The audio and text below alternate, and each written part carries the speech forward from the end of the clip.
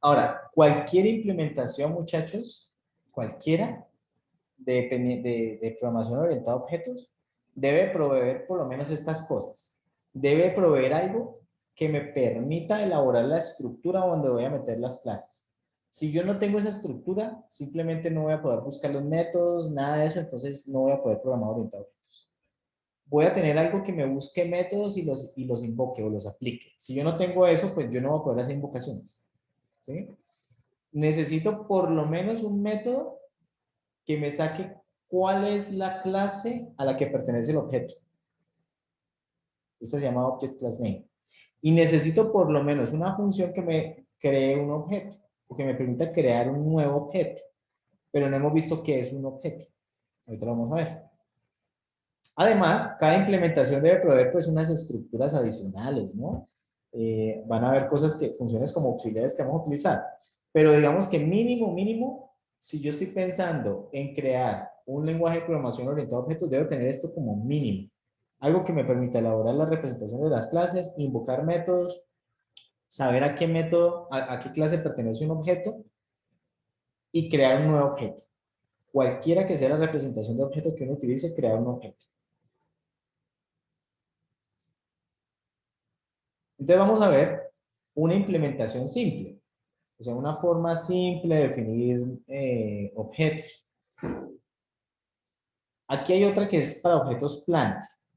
Esta es una forma un poco más eficiente de crear objetos, pero vamos a ver una implementación simple. Entonces, una declaración de clase contiene toda la información que se necesita, incluyendo el nombre de la clase, el de la superclase, sus campos, la declaración de métodos, que es esto que está aquí, ¿cierto? Ahí está todo, todo está allí. Entonces, lo vamos a representar con eso. Es decir, que hay un data type para declaración de clases. Recordemos que la herramienta que estamos utilizando ya me crea este data type, class DCL. De hecho, si usted sube la herramienta aquí a la gramática, entonces usted se da cuenta que aquí hay una cosa, eh, vamos a ver, gramática.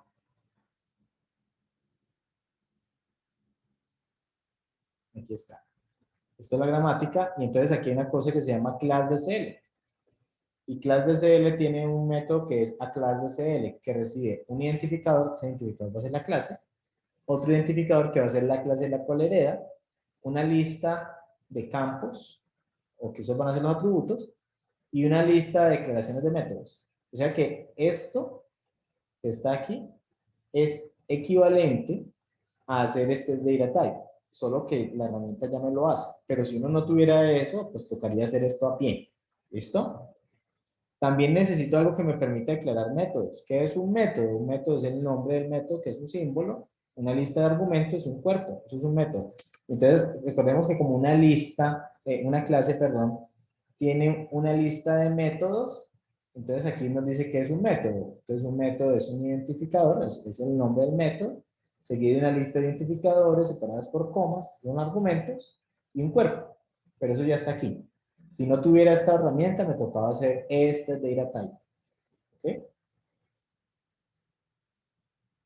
El repositorio de las declaraciones de clases se construirá utilizando una variable global que la vamos a llamar de class m.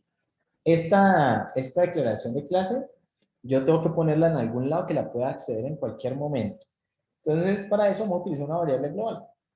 Y entonces, esto muchachos, me va a quedar guardado en una variable global que se llama de class m. De hecho, si yo paro allí y le digo quién es de class m, o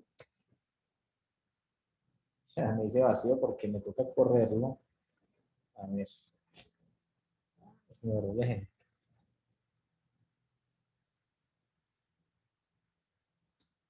Corramos acá. Listo, enter. Paremos allí. Y ahorita sí preguntemos quién es de class m. Y miren, me dice que este es el de class m. O sea, la estructura de clases que ya hemos visto ahorita. O sea que en algún punto, esa sintaxis abstracta la voy a poner en esta variable. ¿Ok? ¿Cómo lo hacemos? Entonces, yo les dije que necesitamos una función que se llama elaborate class de CL, que es la que me va a elaborar esa estructura. Pero realmente no hay que elaborar nada, simplemente hay que ponerla en una variable porque la estructura ya está hecha y me la provee los data types que internamente maneja esta herramienta de CLLG. Entonces vamos a definir una variable que se llama de class M, es como un ambiente de clases, realmente no es que es un ambiente, es una lista de estructuras con cosas allí, y lo arrancamos en vacío. Cuando yo invoco a elaborate class de CL, lo que hacemos es que esta variable que acabamos de crear acá global, la vamos a setear con las declaraciones de clase. Y ya, por eso, esa variable contiene la sintaxis abstracta de las clases. Entonces, miren que aquí en el eval program,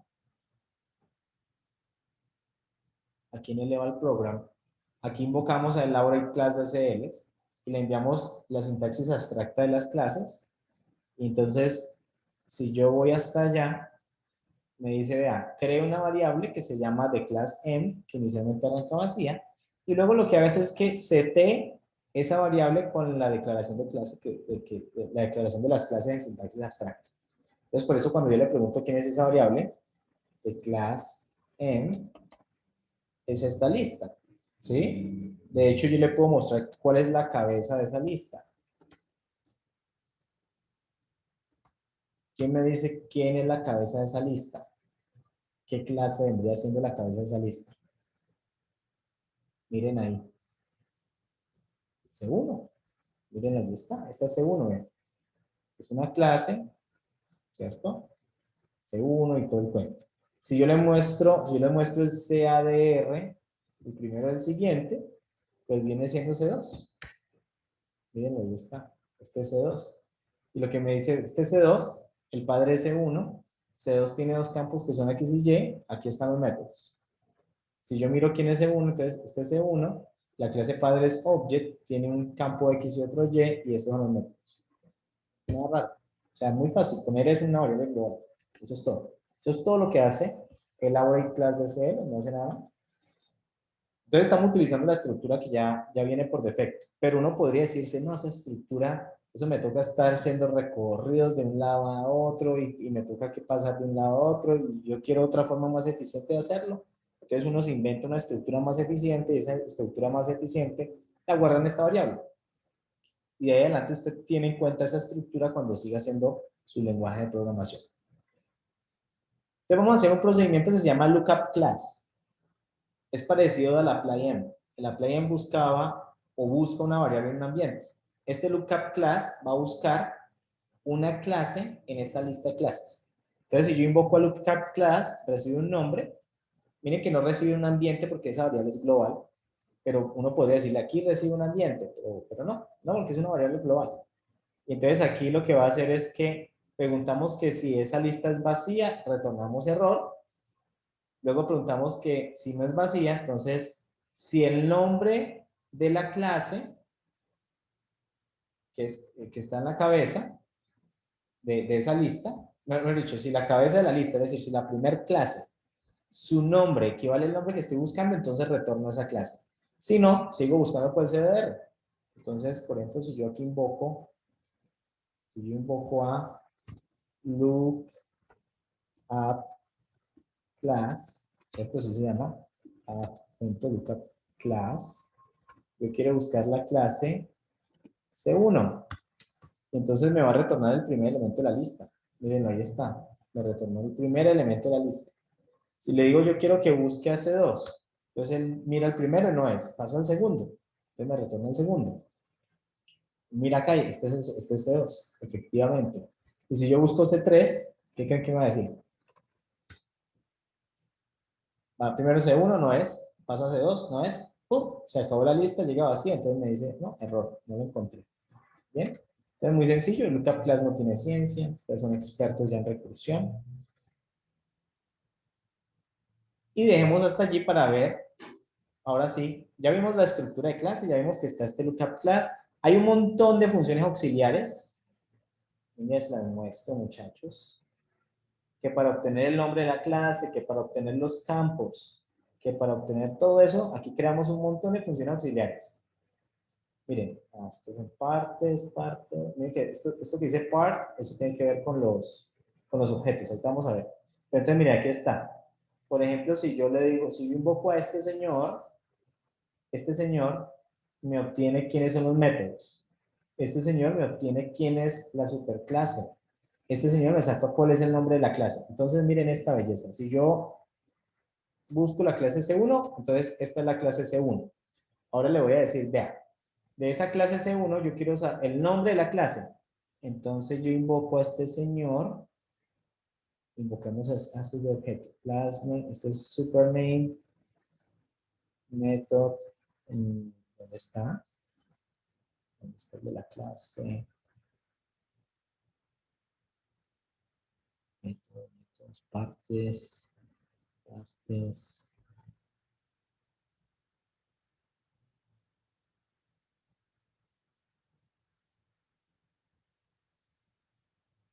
Mm,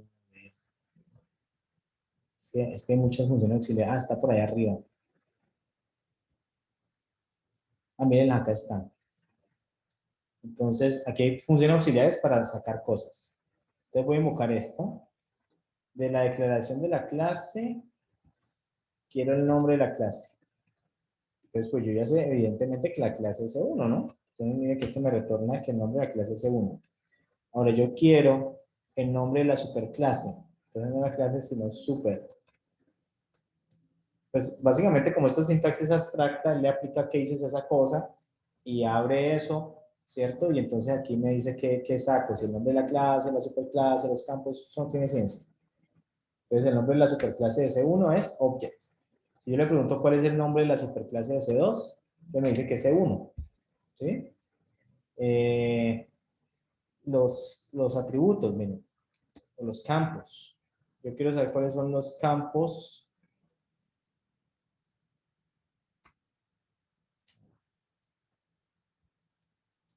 ¿Cuáles son los campos de C2? Entonces me dice que C2 tiene una lista que es X y Y. O sea, él vino a esta lista. Bueno, primero con el lookup buscó quién era C2, ¿cierto? C2 es este señor. Y entonces le preguntamos los campos, entonces me retornó esto. Y eso es justamente lo que hace. Mire, llega una declaración de clase, la aplica cases, saca el nombre de la clase, la superclase, los IDs de los campos y los métodos y me retorna los IDs de los campos. Eso es todo. O sea, eso no tiene ciencia. Por ejemplo, me retorna los métodos. Entonces uno le puede decir, bueno, yo quiero saber cuáles son los métodos. Vamos a pegar esto acá. ¿Cuáles son los métodos de la clase C2? Y me dice que vea, están estos métodos. Está initialize, ¿cierto? Y está M1. Vamos a preguntarle cuáles son los métodos de la clase C1. Son funciones auxiliares, simplemente eso. En C1 está el método initialize, está el método M1 y está el método M2. Eso es todo. ¿Bien? Pero los está buscando en esa variable que hicimos ahorita. Es más, yo podría también preguntar cosas sobre los métodos. Por ejemplo, yo quiero los nombres de los métodos. Entonces, miren esta belleza. Estas son las declaraciones de los métodos, ¿cierto? Y sobre estas declaraciones de los métodos, yo quiero solamente los nombres de los métodos. Vamos a invocar acá, a decirle que yo quiero los nombres de los métodos, ¿cierto? Y cierro acá. Entonces, miren, ahí me sale una lista con los nombres de los métodos. ¿Cómo se hace eso? Pues muy fácil. Los métodos, digamos que esta función, esto tiene flechitas no porque sea programación orientada a objetos. Recuerden que Racket permite poner símbolos especiales en los nombres, ¿ok? Entonces llega una lista de métodos y lo que hago es que le aplico un mapeo esta función que me saca el nombre de cada método sobre esa lista de métodos y ya está. Entonces me crea esa lista de nombres de métodos. ¿Bien? Entonces, ahí están todas las funciones auxiliares. Ahora sí, no sé si hay preguntas para detener y empezar a hablar un poquito sobre cómo vamos a representar el objeto en memoria. ¿Alguna pregunta, muchachos? ¿Alguna duda? Así como saqué el nombre la lista de métodos, también puedo sacar el cuerpo de un método en específico, ¿sí? Por ejemplo, miren, vamos a intentar hacerlo. Eh, a ver, intentemos así.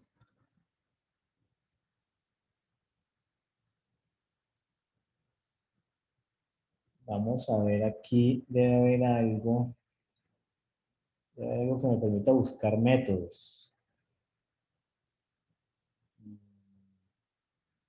Está más abajo, pero bueno, vamos a hacerlo un poquito a mano para que ustedes vean.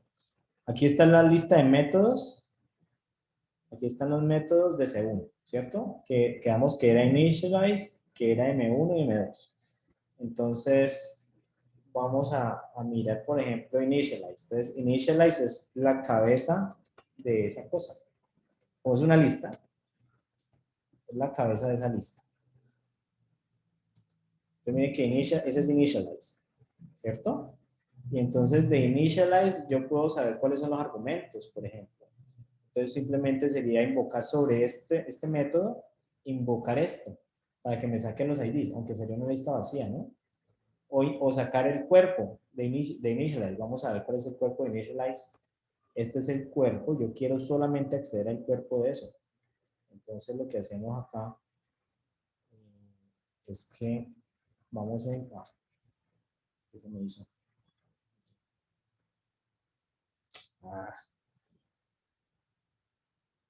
entonces sobre ese elemento yo quiero los nombres. ¿Cierto? Ah, no, no los nombres. Yo quiero el cuerpo, dije.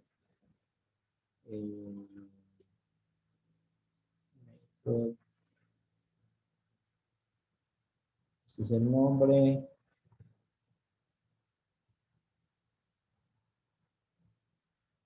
Es, es que yo aquí le di como ese que yo quiero. Opa,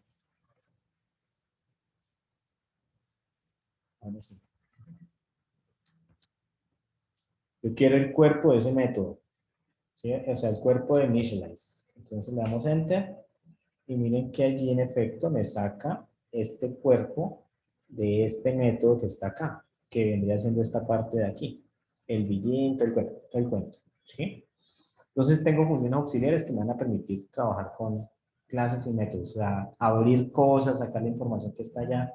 Todos esos métodos auxiliares son necesarios para uno no tener que estar haciendo eso a pie todo el tiempo que necesite sacar algo.